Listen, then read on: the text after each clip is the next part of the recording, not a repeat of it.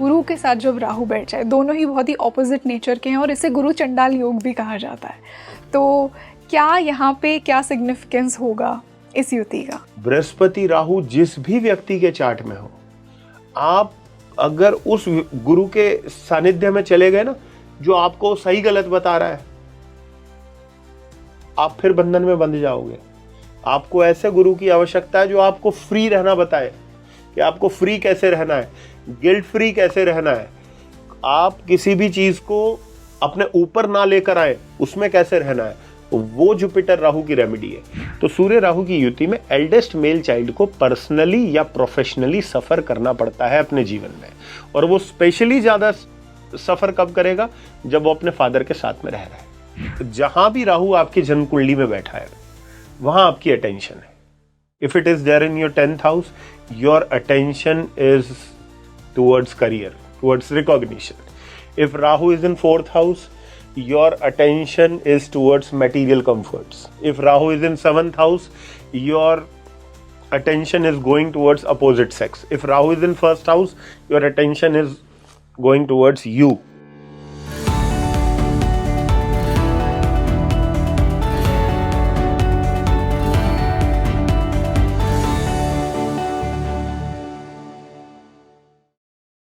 Hello and welcome back to your favourite spiritual podcast speaking tree, और मैं हूं आपके साथ रंगोली शर्मा। दोस्तों, राहु यूं तो एक छाया ग्रह है, पर कितना इम्पोर्टेंट रोल है राहु का आपकी कुंडली में और आपकी लाइफ में। समुद्र मंथन के समय जिसने देवताओं को चकमा दिया था और अमृत पिया था, वो था राहु। राहु बहुत ही अनप्रिडिक्टेबल प्लैनेट है, अचानक से आपको चीजें देता है, बहुत ही मिस्टीरियस प्लैनेट है। राहु आपको sudden fame, sudden growth, sudden expansion और सडन इल्यूजन्स भी दे देता है। आज के इस पॉडकास्ट में हम राहु के इसी मिस्टीरियस नेचर को समझेंगे, इसी सडन नेचर को जानेंगे। आज हम जानेंगे कि राहु की दूसरे प्लैनेट्स के साथ युति अगर आपकी कुंडली में बन रही है, जैसे राहु अगर सन के साथ आ गया, सैटर्न के साथ आ गया, मर्क्यूरी के साथ आ गया, तो क्या मतलब है, क्या वो राहु आपको देगा। उसी के साथ हम ये जानेंगे कि कैसे पता लगेगा कि किसी इंसान की कुंडली में राहु स्ट्रांग है या राहु वीक है, और उसी के साथ हम ये रेमेडीज भी जानेंगे। क्योंकि आज मेरे साथ बैठे हैं ज्ञान के सागर, और इनसे मैं सिर्फ मेरे ही नहीं, आप सबके डाउट्स आज पूछना चाहूंगी। So I welcome Rahul Kaushik sir. So welcome to Speaking Tree. जय श्री राम। और दोस्तों, इस पॉडकास्ट को शुरू करने से पहले आप मुझे कमेंट सेक्शन में ये बताइए कि आपकी राहु के साथ कौन से प्लैनेट की युति बन रही है, और आज का जो लुक है वो इसाडोरा की तरफ से है। तो चलिए शुरुआत करते हैं आज के इस बेहतरीन पॉडकास्ट की, और आपको बहुत ही मजा आने वाला है आज के इस पॉडकास्ट में। तो सर, जैसा कि मैंने राहु की बात की, कितना मिस्टीरियस, कितना अनप्रिडिक्टेबल, कितना सडन प्लैनेट है, तो इससे पहले कि हम राहु को दूसरे प्लैनेट्स के साथ समझें, उससे पहले मैं राहु के सिंबलिज्म को समझना चाहूँगी, राहु की सिग्निफिकेंस को समझना चाहूँगी, उसकी मिस्ट्री को समझना चाहूँगी। ओके। तो देखिए, राहु की जहाँ तक हम बात करें, राहु को सब छाया ग्रह मानते हैं जी, और ये भी माना जाता है कि जब ग्रहण की बात करते हैं तो राहु ही वो ग्रह है जो सूर्य को ग्रहण लगाता है।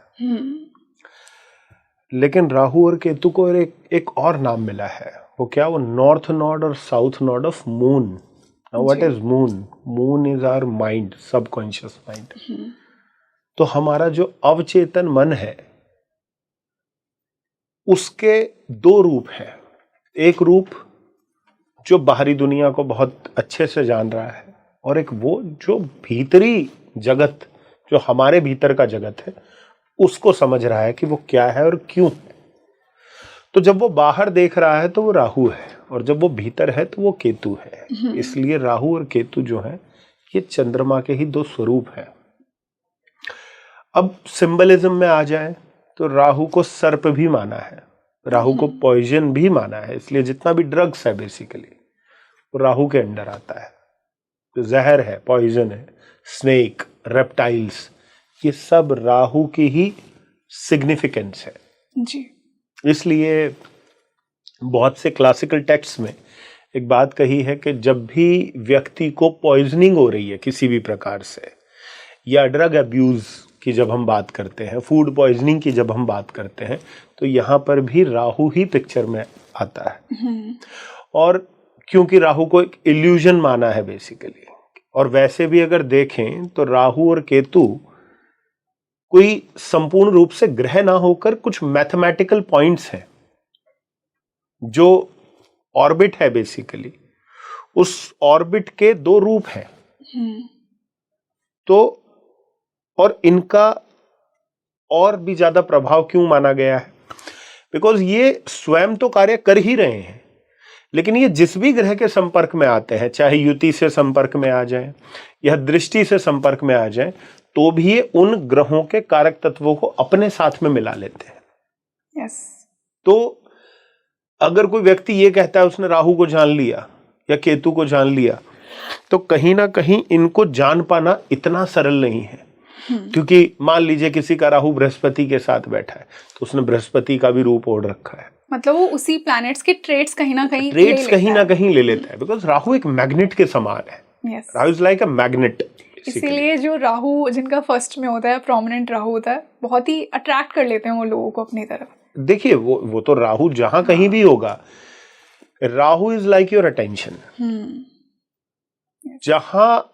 जहां भी राहु आपकी जन्म कुंडली में बैठा है, वहां आपकी अटेंशन है। If it is there in your 10th house, your attention is towards career, towards recognition.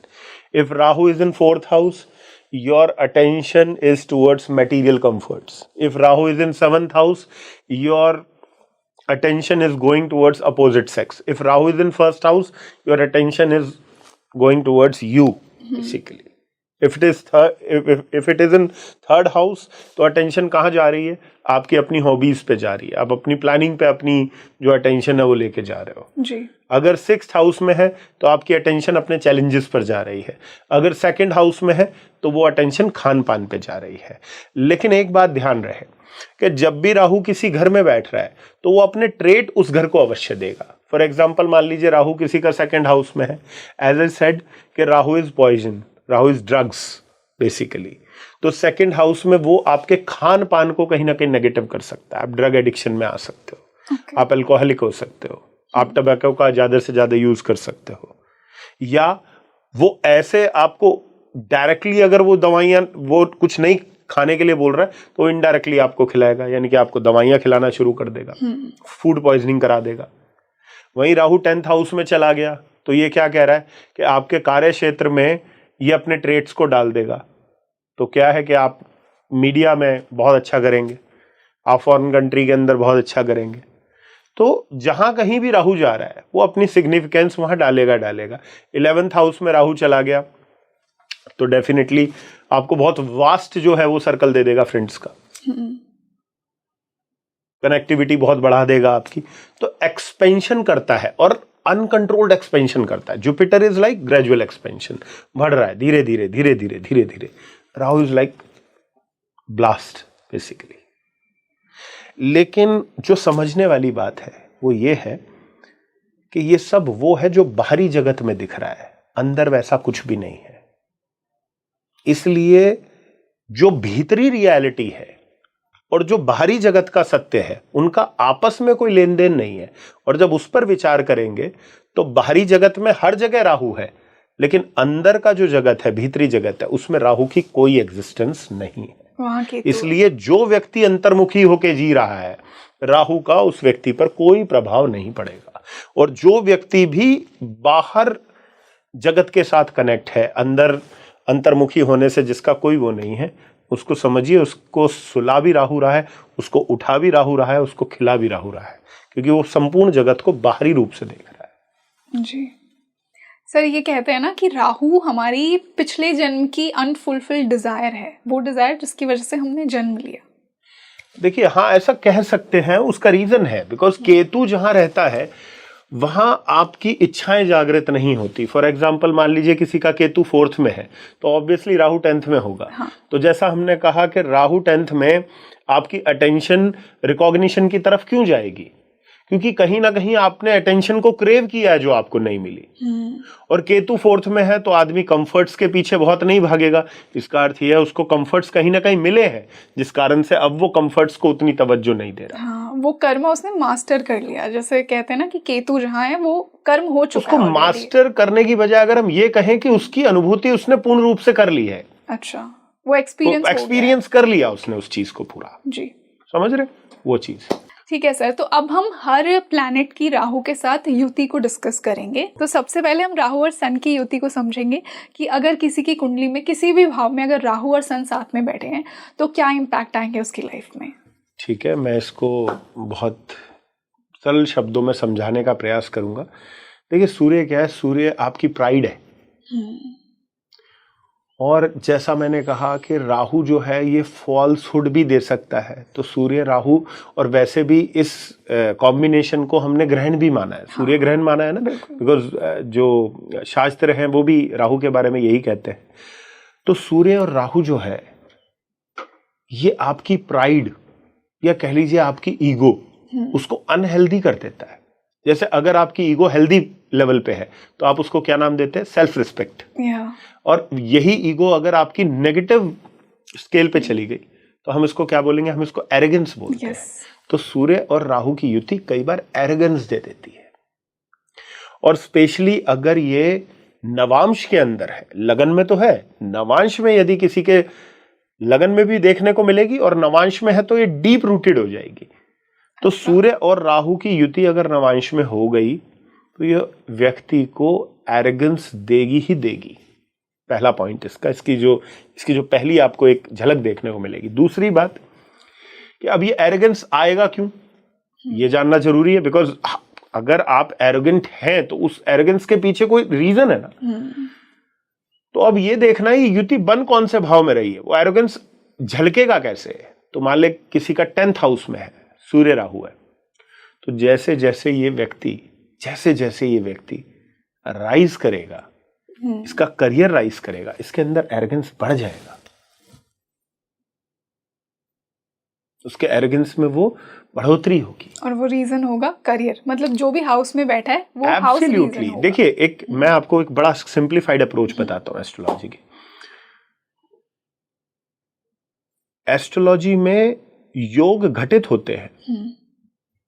किस चीज के द्वारा घटित होते हैं? घर के द्वारा घटित होते हैं। सूर्य राहु किसी का 7th हाउस में है, राइट?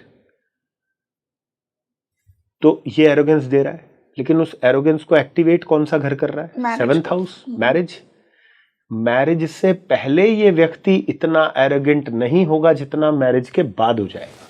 अच्छा, क्योंकि वो युति जिस घर में बन रही है वो घर ट्रिगर हो गया ना। ऐसी सूर्य राहु किसी का 4th हाउस में है, उसको आप ज्यादा से ज्यादा कंफर्ट दे दो, वो एरोगेंट हो जाएगा। उसके एरोगेंस का कारण वो कंफर्ट वो कंफर्ट बन जाएगा। जी, समझ गए? ठीक है, ये चीज है। ओके। और ये तो हो गया चलो एक व्यक्ति की अपनी पर्सनालिटी को लेकर। और क्योंकि सन को जो हमने मेल चाइल्ड भी माना है, तो सूर्य राहु जिस व्यक्ति के चार्ट में भी मिलेगा आपको, लगन में और नवांश में, लगन में मिलेगा इंटेंसिटी कम होगी, नवांश में मिलेगा ज्यादा होगी, तो ये एल्डेस्ट मेल चाइल्ड को सफर करवाता है ये कॉम्बिनेशन। अच्छा, तो सूर्य राहु अगर किसी की युति में है, और देखना, फिर मैं अगेन बोल रहा हूं, बार बार रिपीट कर रहा हूं, आप इसको लगन में भी चेक कीजिएगा, नवांश में भी चेक कीजिएगा, हर युति को, जो भी मैं राहु के साथ डिफाइन कर रहा हूं यहां पे। तो सूर्य राहु की युति में एल्डेस्ट मेल चाइल्ड को पर्सनली या प्रोफेशनली सफर करना पड़ता है अपने जीवन में। और वो स्पेशली ज्यादा सफर कब करेगा? जब वो अपने फादर के साथ में रह रहा है। फॉर एग्जाम्पल, लेट से मेरे चार्ट में सूर्य राहु की युति है और मेरे एल्डेस्ट मेल चाइल्ड है, तो पहली कंडीशन बनी कि वो सफर करेगा। और तब उसकी सफरिंग्स ज्यादा बढ़ जाएंगी जब अगर मैं उसको अपने साथ में रख रहा हूं, क्योंकि युति किसके चार्ट की है? मेरे चार्ट की है। वो एल्डेस्ट मेल चाइल्ड किसका है? मेरा है। अगर मैं उसको अपने साथ में रखता हूं तो वो प्रॉब्लम बढ़ेगी, उसकी इंटेंसिटी बढ़ेगी। तो ये सूर्य राहु का एक इंडिकेशन है चेक करने का। बिल्कुल। तो आई होप अगर आपके किसी के भी चार्ट में ये युति बन रही है तो इसने आपको थोड़ी सी क्लैरिटी दी हो अब सर क्या इसका कोई पेंडिंग कर्मा भी होगा? देखिए, सबसे पहले एक बात को समझिए कि राहु और केतु को ना मैं 2 वर्ड्स में डिफाइन करता हूं हमेशा। राहु इज बंधन, केतु इज मुक्ति। अगर 2 शब्दों में आपने राहु और केतु को समझना है, राहु इज बंधन, केतु इज मुक्ति। The planet which is with Rahu is your बंधन। फॉर एग्जाम्पल, सूर्य राहु किसी के चार्ट में है, फेम कौन सा प्लैनेट देता है? आप इमीडिएटली बोलेंगे सूर्य दे रहा है। अब मुझे बताइए कि सूर्य राहु किसी का एक साथ में है, अब ऐसे आदमी का फेम बढ़ना अच्छा है या बुरा है? बुरा है। वाई? बिकॉज जैसे जैसे इसका फेम बढ़ेगा वैसे वैसे इसका बंधन बढ़ जाएगा।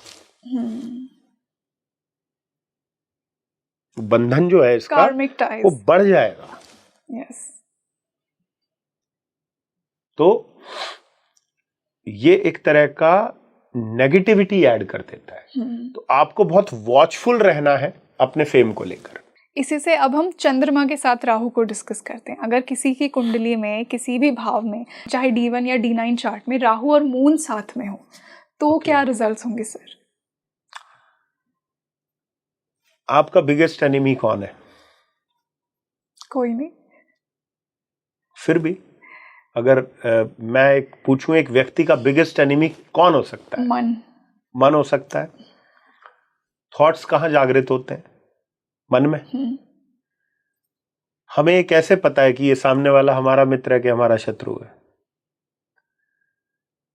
ये सब चीजें कहां एग्जिस्ट करती हैं? अगर हमारे को किसी पे प्यार आ रहा है, प्रेम आ रहा है, वो थॉट कहां आएगा? हमारे मन में आएगा।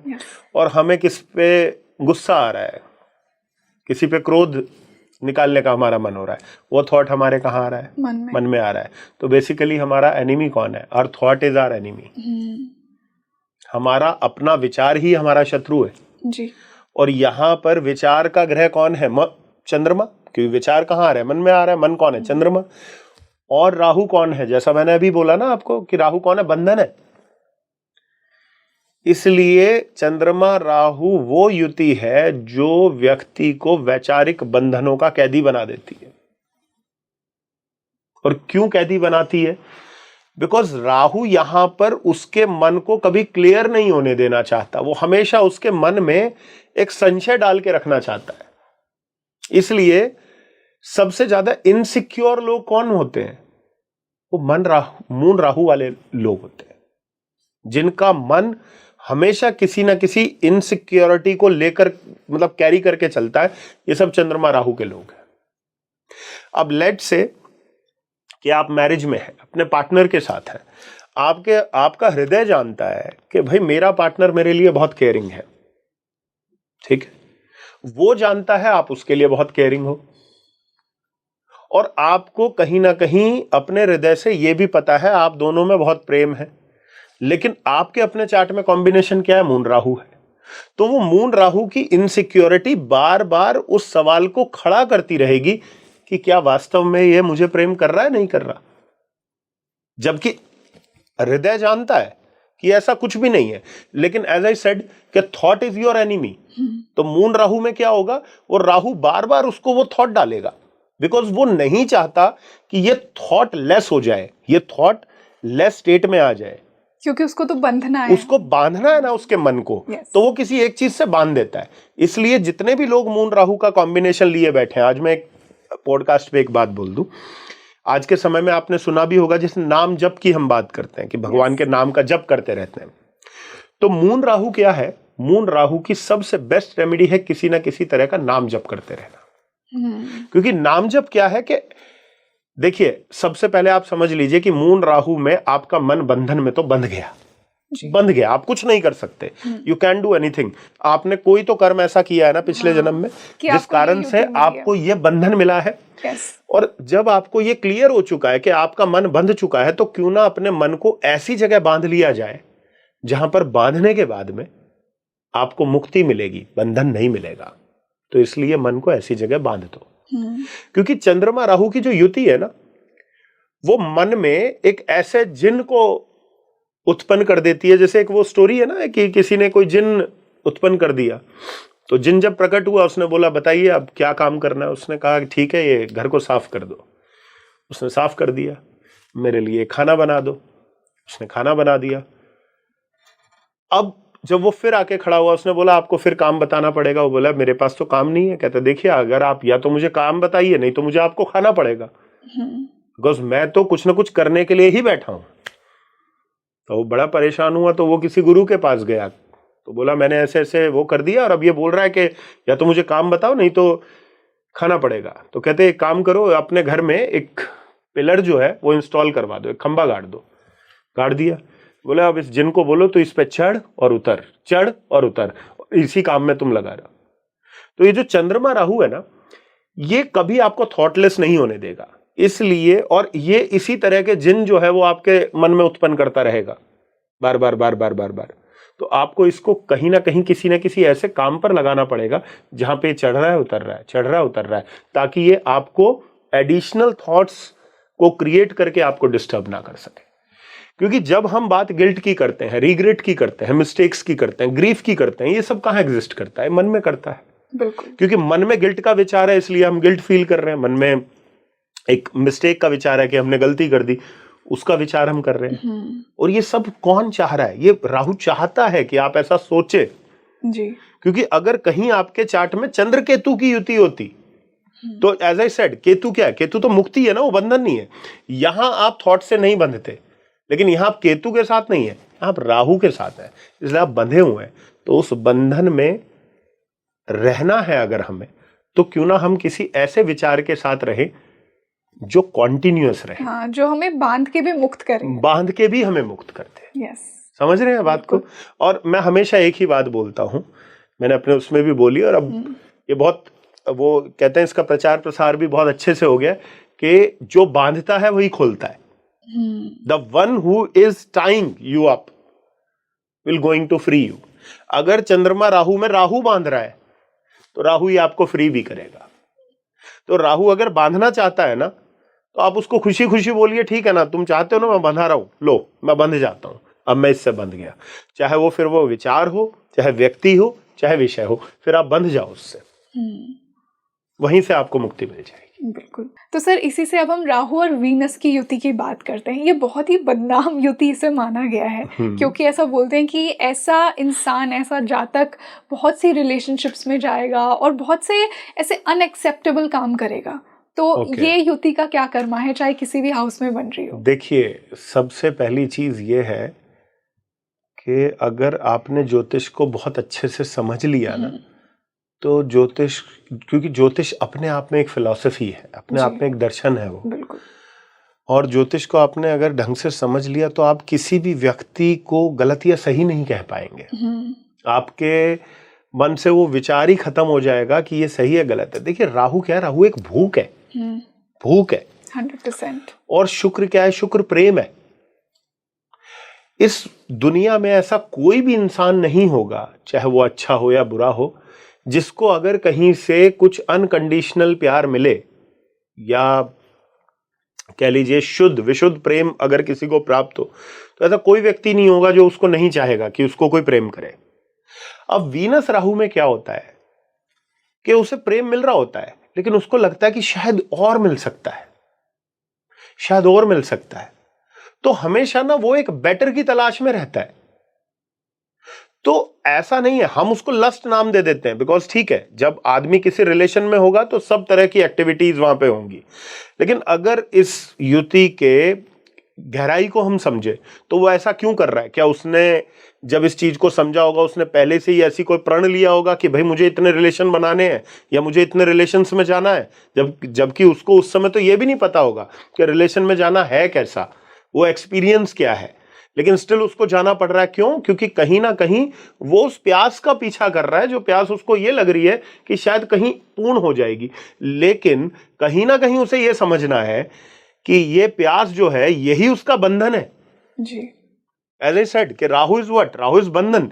ये सोच ही कि मुझे कोई प्यार करे, आपका सबसे बड़ा बंधन ही ये है। तो प्रेम आपको बांध रहा है, प्रेम आपको बांध रहा है। Yes yes. और देखिए कभी भी कोई भी प्लैनेट राहु के साथ है ना, तो उसको पाने की बजाय उसको देना शुरू कर दो। ओके। मैं फिर बहुत बड़ी रेमेडी बोल रहा हूं यहां पे, अगर किसी को समझ में आएगी तो मैं यहां पे एक रेमेडी बता रहा हूं, और बता रहा हूं कि किसी भी कंजंक्शन को डिकोड करने का तरीका क्या है। राहु आपको बांध रहा है ना, बांध रहा है। क्यों बांध रहा है?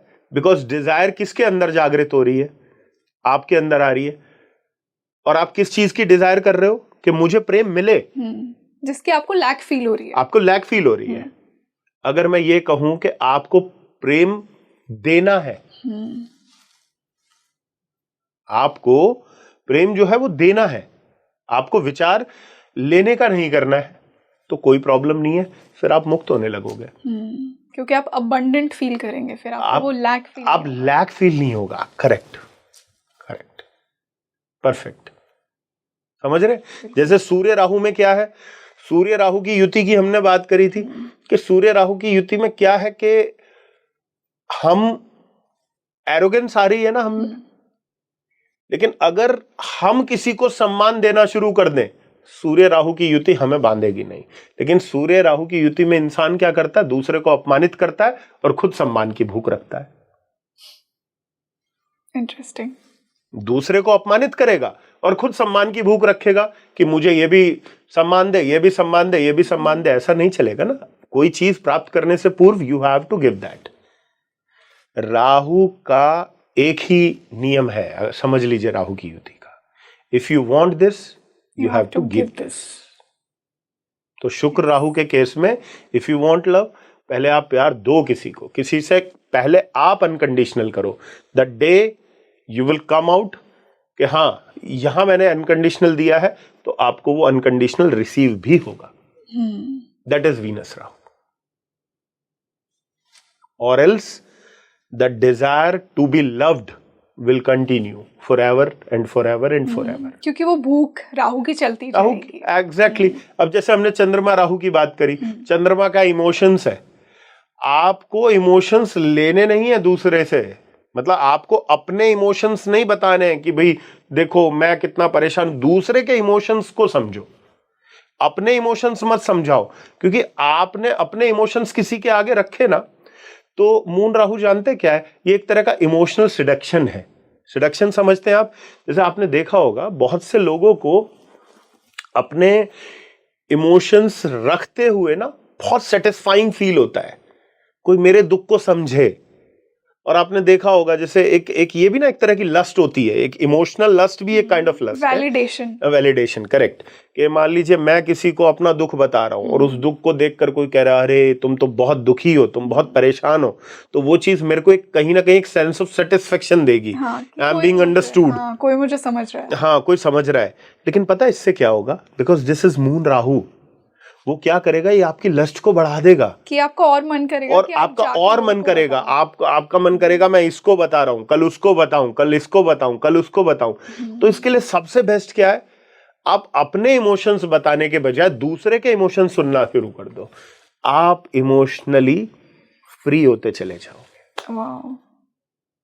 इट मीन्स कि बजाय मैं अपने इमोशनल लस्ट को पूरा करूं, जो दूसरे की इमोशनल ब्लॉकेजेस है, जिस दिन मैंने वो दूर करनी शुरू कर दी ना, मेरा ये राहु जो है ये अपना काम नहीं कर पाएगा, क्योंकि मैंने इसके विपरीत काम करना शुरू कर दिया। ये चाह रहा था मैं इससे बंध हूं, लेकिन मैं तो इससे मुक्त होने की कगार पे चल पड़ा। तो यहां राहु कुछ नहीं कर पाएगा। That is moon Rahu. Same goes with Venus Rahu. बिल्कुल सर। अब हम राहु और शनि की बात करते हैं। दोनों दोस्त माने गए हैं और कहीं ना कहीं ये भी कहा जाता है कि जिसके चार्ट में भी ये युति बन रही है ना, कुछ एंसेस्ट्रल कर्मा कहीं ना कहीं एसोसिएटेड है। क्या ये सही है? देखिए, मतलब ये जो वर्ड है एक कर्मा या कर्म बंधन, मुझे ये बड़ा कहते हैं ना अटपटा लगता है कि हम किसी भी चीज को देखिए, हमारा ये संपूर्ण जीवन ही बंधन ही है ना, क्योंकि अल्टीमेट एम क्या है? अल्टीमेट एम तो मुक्ति है ना। तो कहीं ना कहीं बंधन तो हर जगह है, हर रिश्ता बंधन है, हर विचार बंधन है। हाँ। इसलिए विचारों का मुक्त हो जाना, रिश्तों से मुक्त हो जाना, किसी इच्छा से मुक्त हो जाना, ये सब मुक्ति जब होंगी अंदर से, तभी तो वो लिबरेशन या हम कह ले मोक्ष जो है वो हमें प्राप्त होगा। हाँ। अन्यथा ये चलता रहेगा साइकिल जो है। आज इस चीज की भूख है, अब मान लो इस जन्म में वो भूख पूरी हो गई तो वेल एंड गुड, नहीं पूरी हुई तो फिर अगले जन्म में वही भूख लेके हम फिर दोबारा जन्म ले लेंगे। तो यहाँ पर बहुत इंपॉर्टेंट ये है कि जब कोई प्लैनेट राहु के साथ कनेक्ट है तो वो कहीं ना कहीं प्यास को ले आया, हमारे जीवन में प्यास को ले आया। लेकिन अगर हमारे जीवन में कहीं से कोई अवेयरनेस आ गई, किसी सब्जेक्ट के द्वारा आ गई, किसी गुरु के द्वारा आ गई, जुपिटर की ग्रेस आ गई, जुपिटर के द्वारा आ गई, तो हम कहीं ना कहीं जान पाएंगे कि पिछले जन्म में भी ये जो प्यास थी ये निरर्थक थी और इस जन्म में फिर दोबारा से ये हमें बांधने आई है। तो अगर हमारे अंदर अवेयरनेस होगी तो फिर दोबारा से हम इसके ट्रैप में आने वाले नहीं है। बिकॉज अब हमारे पास, चाहे हमारे प्रारब्ध के चलते हमारे पास ज्ञान भी है, हमारे को बताने के लिए कोई गुरु भी है, हमारे को ये जानने के लिए कोई हमारे पास विषय भी है, तो हम शायद उससे मुक्त हो सकते हैं। और एल्स ये फिर दोबारा से साइकिल जो है स्टार्ट हो जाएगा। ओके। जैसा कि आपने शनि राहु की युति की बात करी, तो देखिए शनि राहु की जो युति है ना, अब वो क्या बता रही है, यहाँ दुख आपका बंधन है, यहाँ पे कर्म आपका बंधन है।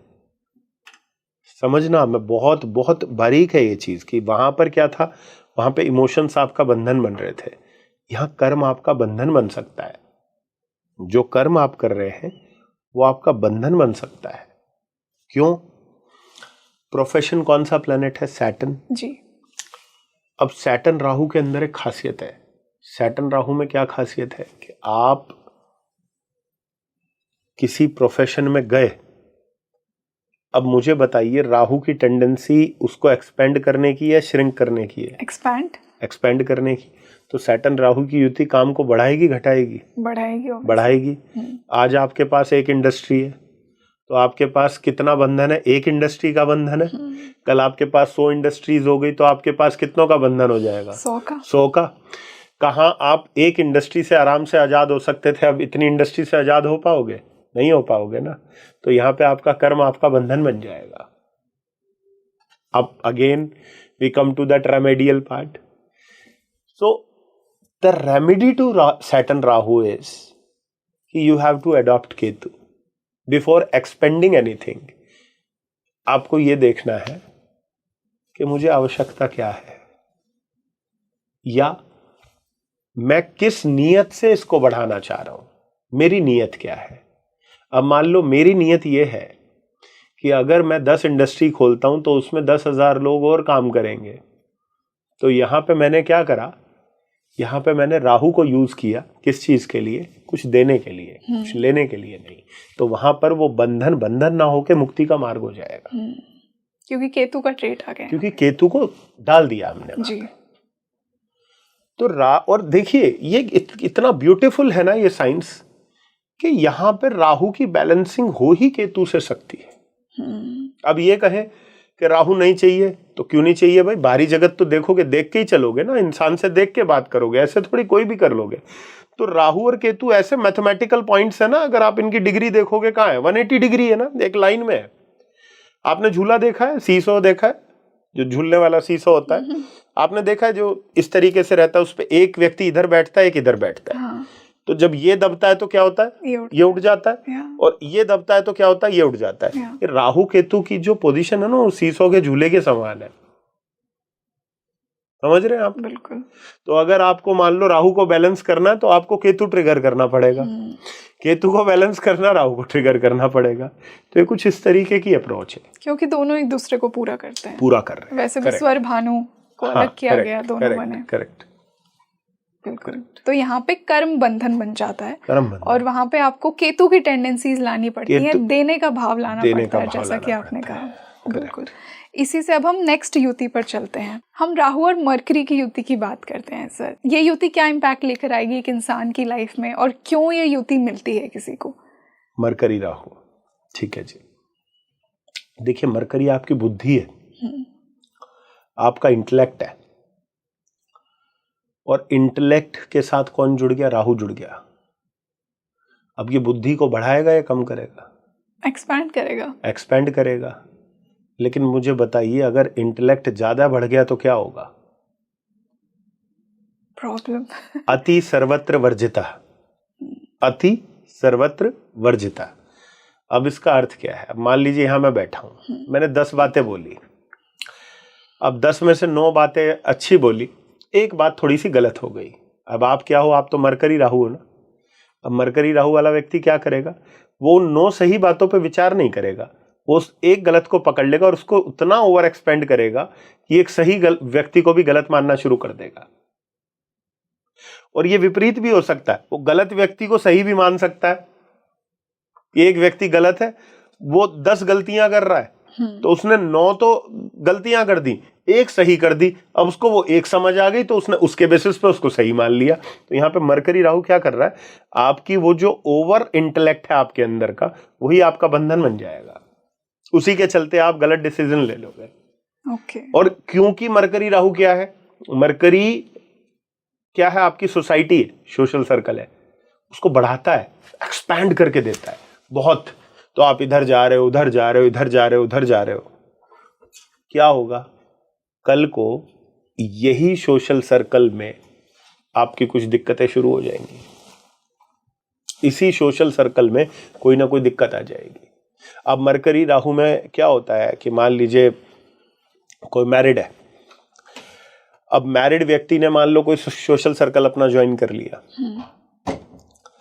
अब कल को उसने जो सोशल सर्कल बनाया वहां पे अगर वीनस की इन्वॉल्वमेंट भी हो गई, तो उसी सोशल सर्कल से उसका कोई अनैतिक संबंध जो है बन जाएगा। तो क्या हुआ, और बंधन हो गया उसके लिए। और पहले तो एक डिजायर के चलते उससे बंध जाएगा कि ठीक है, उसकी बुद्धि कह रही है let's meet this person, let's be friend with this person.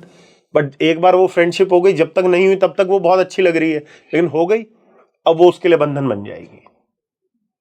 क्योंकि एक रिश्ते में वो पहले बंधा हुआ था, एक रिश्ते में अब वो और बंध गया। तो मरकरी राहु को ये चाहिए कि वो कभी भी अगर मित्रता करे तो केतु के स्वभाव में मित्रता करे। केतु का स्वभाव मतलब 1 या 2 मित्र रखे, वरना तो ये होती बहुत आपका मन करेगा कि बहुत ज्यादा आपके दोस्त हों, बहुत बड़ा फिर वही है ना, सर्कल है। जैसे मैं आपको बताता हूँ कि मरकरी राहु का एक बड़ा छोटा सा एक एग्जांपल देता हूँ मैं आपको।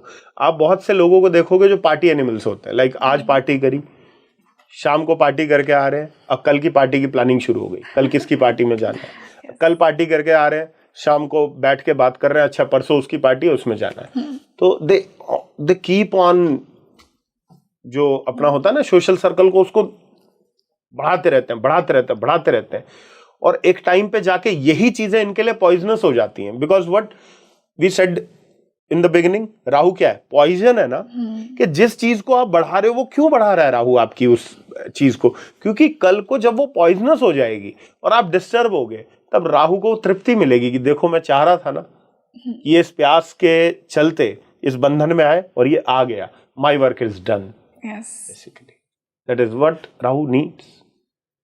यही चाहता है ना कि ना बढ़े ना, इसलिए इल्यूजन के रूप में आपके पास में लाता रहता है, लाता रहता है। और अगेन मैं एक चीज बोलता हूं, मरकरी राहु है और आपका बहुत स्ट्रॉन्ग सर्कल है, लाइक अल्टीमेट, बहुत सारे आपके मित्र हैं, लेकिन जब आपको किसी मित्र की वास्तविक रूप से आवश्यकता होगी, कोई मित्र आपके पास नहीं होगा। दैट इज मरकरी राहु, नहीं होगा। This is reality. Rahu illusion है, इसलिए इतने मित्र ना रखकर कोई एक मित्र रखो, सच्चा रखो, केतु वाला काम करो, केतु वाला काम करो जी। इसी से अब हम राहु और मंगल की युति की बात करते हैं। बहुत ही फायरी प्लैनेट जब राहु के साथ जुड़ जाएगा तो क्या क्या इंसान की लाइफ में होगा और क्यों यह युति मिलती है किसी को भी। देखिए, क्रोध कौन सा ग्रह है? मंगल। मंगल है। सपोज कीजिए आपके चार्ट में मार्स राहु है। हमें एक बात सिखाई गई है, जब आप बहुत खुश हों या जब आप बहुत क्रोधी हों, कोई निर्णय ना लें। क्रोध में लिया गया निर्णय और बहुत खुशी में लिया गया निर्णय, ये दोनों व्यक्ति को आगे चल के तंग करते हैं जी। खुशी में वो ये भूल जाता है कि दिक्कत क्या हो सकती है, और क्रोध में ये भूल जाता है कि वो क्या अनिष्ट करने जा रहा है। इसलिए कई बार क्या होता है, हम एक वर्ड यूज करते हैं, हीट ऑफ द मोमेंट। यार मैंने हीट ऑफ द मोमेंट में वो काम कर दिया। तो मान लीजिए किसी के पास कोई वेपन है, मंगल राहु उसके चार्ट में, तो हथियार कौन से प्लेनेट से आता है? मंगल से आता है। अब मंगल राहु चार्ट में है, तो राहु क्या करेगा, राहु उसके मंगल को बढ़ाएगा। लाइक उसके एंगर को बढ़ाएगा। क्योंकि वो राहु का क्यों? काम है। ताकि वो कुछ ऐसा करे ताकि ये बंध जाए। तो होगा क्या, वो कहीं ना कहीं अपना गुस्सा प्रकट करेगा और निकाल के अपना जो वेपन है किसी पे चला देगा। अब उसने एक बार में वेपन तो चला दिया, वो बंदा भी फिनिश हो गया जो सामने था, लेकिन इसको क्या हुआ? ये तो बंधन में बंध गया तो ना। बंधन में बंध गया ना, इसके हाथों तो एक गलत काम हो गया ना जी। तो that is how Mars Rahu operates. ये आपको क्रोध में बांधेगा, आपको क्रोध में नहीं आपको क्रोध से दूर रहना है। अब क्रोध से दूर रहने का तरीका क्या है? केतु कि वाला क्योंकि केतु वाला काम कि आप थोड़ा थोड़ा अपने ऊर्जा को कहीं ना कहीं वो दीजिए, किसी ना किसी काम में लगिए, इस ऊर्जा को कुछ देने में लगाइए बेसिकली। तो जिम कर सकते हैं या व्यायाम कर सकते हैं, योग करिए, जो मर्जी, तो वैसे लगाइए इसको, तो बहुत बेटर है मंगल राहु। और एल्स ये क्या करेगा, ये आपके क्रोध के कारण ही आपसे नेगेटिव चीजें करवाएगा। ये मंगल राहु है। मंगल राहु में एक चीज और होती है कि मंगल राहु छोटे भाई बहनों का कारक भी है, और राहु क्या है, राहु भी नेगेटिविटी है। तो ये छोटे भाई बहनों के साथ में संबंध कई बार खराब करवा देता है। और क्योंकि भूमि का भी कारक है, तो मंगल राहु कई बार क्या होता है, बहुत सारी भूमि भी आपको दे देता है, क्योंकि जितनी भूमि देगा उतनी टेंशन होंगी, उतना कर्म से आपको बांधेगा, उतना बांधेगा। तो ये चीज भी इसके साथ कहीं ना कहीं जो है वो का मैच करती है। तो इसमें भी वही है कि अपने क्रोध को कंट्रोल कीजिए और उस एनर्जी को कहीं पे लगाइए जो मार्स की एनर्जी है। एब्सोल्युटली। इसी से हम लास्ट युति की बात करते हैं। गुरु के साथ जब राहु बैठ जाए, दोनों ही बहुत ही ऑपोजिट नेचर के हैं और इसे गुरु चंडाल योग भी कहा जाता है। तो क्या यहाँ पे क्या सिग्निफिकेंस होगा इस युति का? देखिए, गुरु चंडाल योग,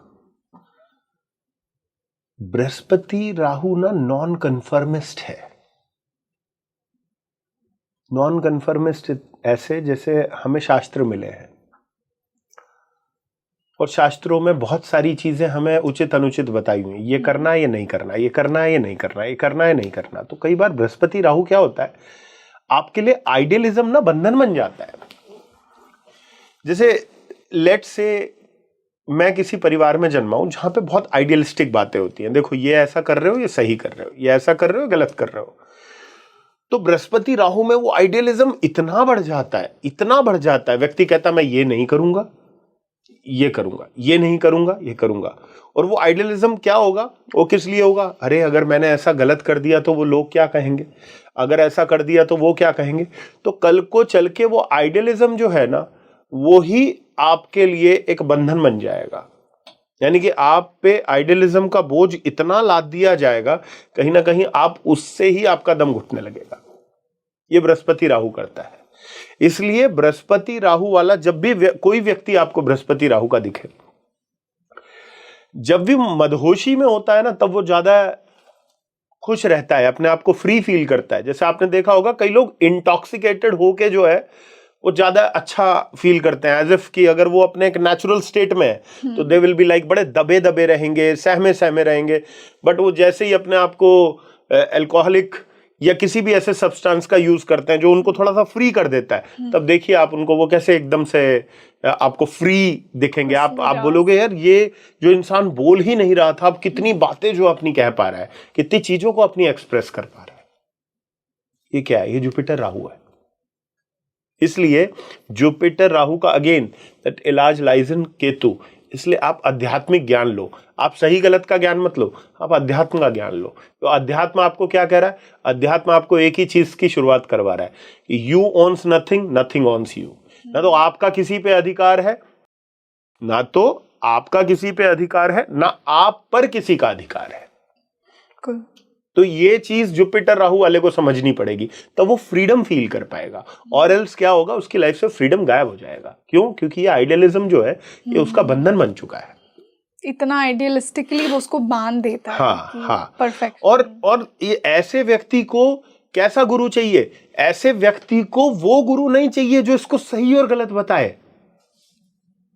बृहस्पति राहु जिस व्यक्ति के भी चार्ट में हो, आज मैं बहुत बड़ी बात बोल रहा हूं ये जुपिटर राहु के लिए, बृहस्पति राहु जिस भी व्यक्ति के चार्ट में हो, आप अगर उस गुरु के सानिध्य में चले गए ना, जो आपको सही गलत बता रहा है, आप फिर बंधन में बंध जाओगे। आपको ऐसे गुरु की आवश्यकता है जो आपको फ्री रहना बताए कि आपको फ्री कैसे रहना है, गिल्ट फ्री कैसे रहना है, आप किसी भी चीज को अपने ऊपर ना लेकर आए, उसमें कैसे रहना है। वो जुपिटर राहु की रेमेडी है। अगर गलती से वो ट्रेडिशनल गुरु के पास चले गए ना, तो वो आपको ये बता देगा कि अच्छा आज बुधवार था, आज आपने ड्रिंक की, आपको पता आपको कितना बड़ा पाप लगेगा, या आज आपने ये कार्य किया, आपको पता इसकी हानि आपको कहां उठानी पड़ेगी, आपको नर्क में उठानी पड़ेगी। मतलब क्या है, बेसिकली जुपिटर को अब यूज किया जा रहा है, रिलीजन को यूज किया जा रहा है, आइडियलिज्म को यूज किया जा रहा है, किस लिए? आपको डराने के लिए। तो you need not to be afraid of that. In fact you need to rethink in a non conformist manner कि नहीं, ये बंधन है, इससे मुक्ति की तरफ जाना है मैंने।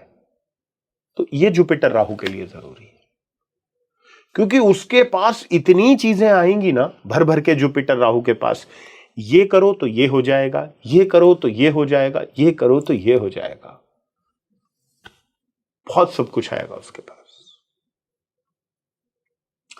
और जुपिटर राहु की एक चीज मैं और बता देता हूं। जुपिटर राहु वाला व्यक्ति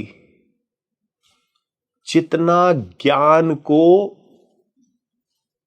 देगा, ज्ञान प्राप्त करने की बजाय, प्राप्त नहीं करना है जुपिटर राहु पे, ज्ञान बंधन है उसका, उसको एबंडेंस प्यास है, वो तो बढ़ेगी बढ़ेगी। जितना भी उसके पास है, जो कुछ भी वो जानता है, जुपिटर राहु को क्या चाहिए वो दे दे, वो ज्ञान को दे दे, बता दे, रखे ना, फ्री हो जाएगा। और एल्स राहु उसको फिर जकड़ लेगा, बांधता रहेगा। इससे बृहस्पति राहु वाले की वो ज्ञान प्राप्ति की जो इच्छा है ना, वो खत्म नहीं होगी, क्योंकि वो भूख खत्म ही नहीं हो रही है, वो खत्म नहीं हो रही ना। इसलिए उसको खत्म करने का एक ही तरीका है कि जो कुछ भी ज्ञान आपने ग्रहण किया है उसको दे दो,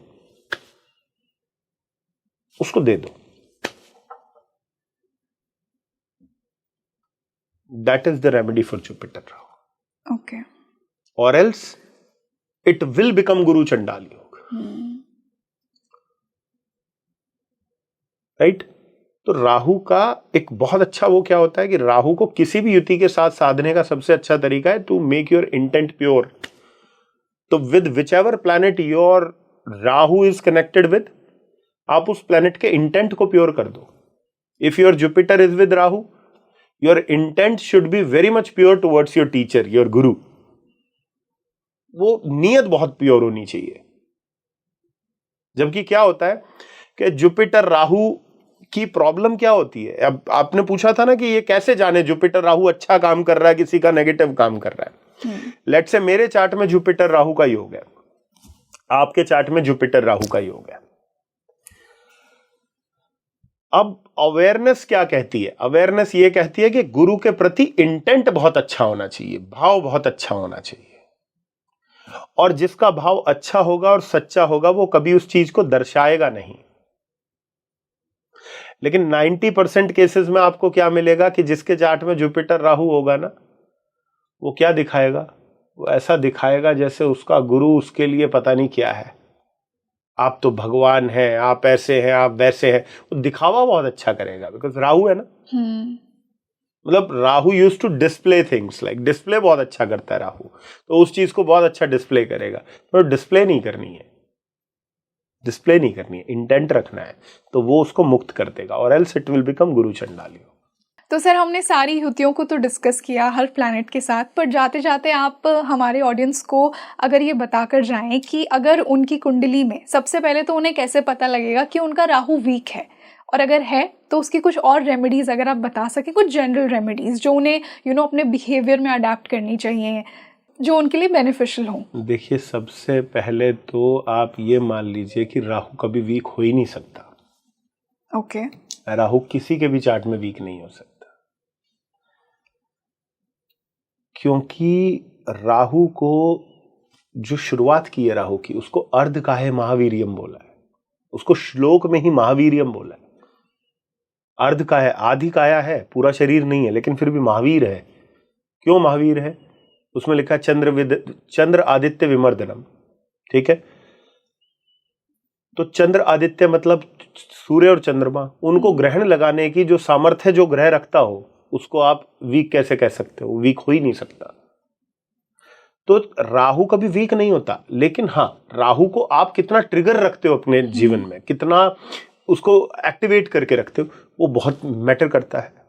और यदि आप उसको एक्टिव कर रहे हो तो वो कौन से प्लैनेट को ट्रिगर कर रहा है ताकि वो प्लैनेट फिर आपका बंधन बन जाए, ये बहुत मैटर करता है जी। लेकिन राहु को सिग्निफिकेंस के रूप में बहुत अच्छी अच्छी चीजें कही हैं। जैसे राहु को तीर्थ स्थान भी कहा है और तीर्थ स्थान में डुबकी भी कहा है।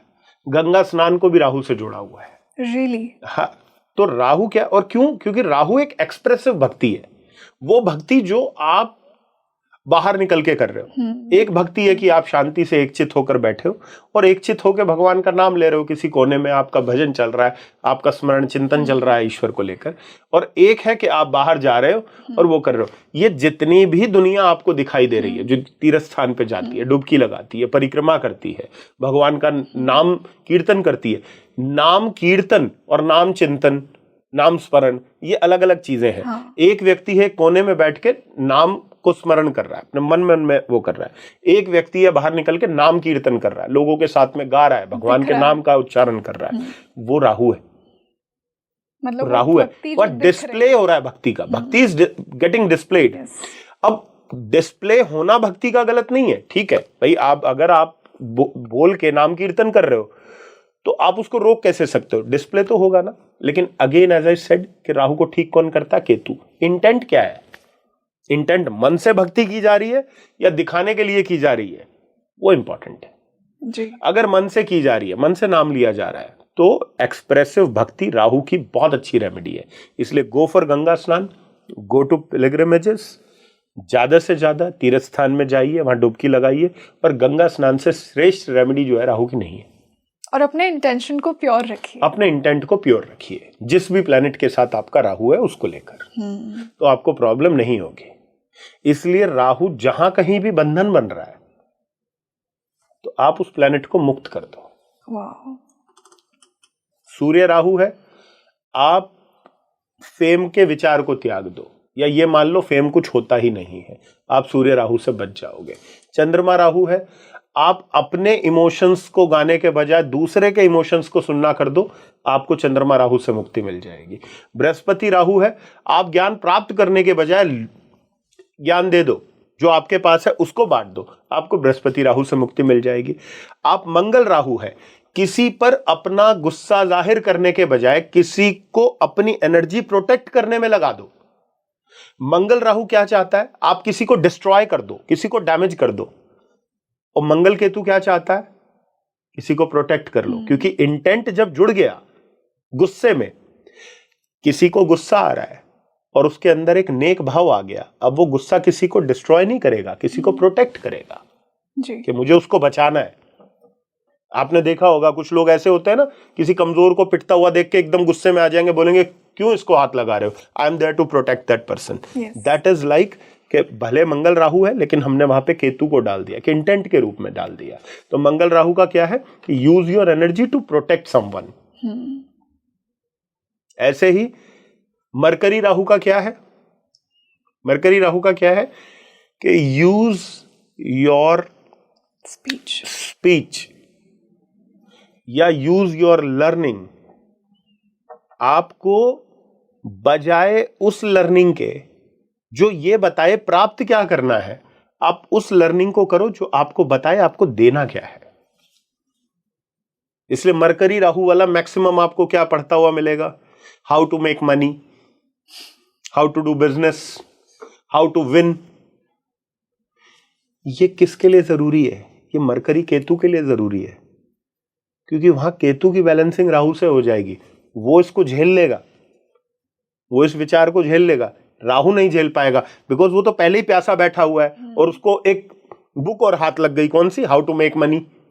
तो वो क्या करेगी? उसकी कॉन्शियसनेस को वो ओवर ट्रिगर कर देगी और उसकी जो प्यास है ना वो बढ़ जाएगी और बढ़ जाएगी। अब वो हाउ टू मेक मनी खरीद के लाया था और नेक्स्ट टाइम जाएगा how to make more money. और अगर गलती से उसने हाउ टू गिव मनी पढ़ा ना, वो फ्री हो जाएगा। बिल्कुल। तो whenever you are trying to correct your Rahu, include Ketu and problem will be solved. Rahu की रेमेडी है केतु और केतु की रेमेडी है Rahu. Wow, so thank you so much sir, इतना फिलोसॉफिकली आज हमने राहु को समझा।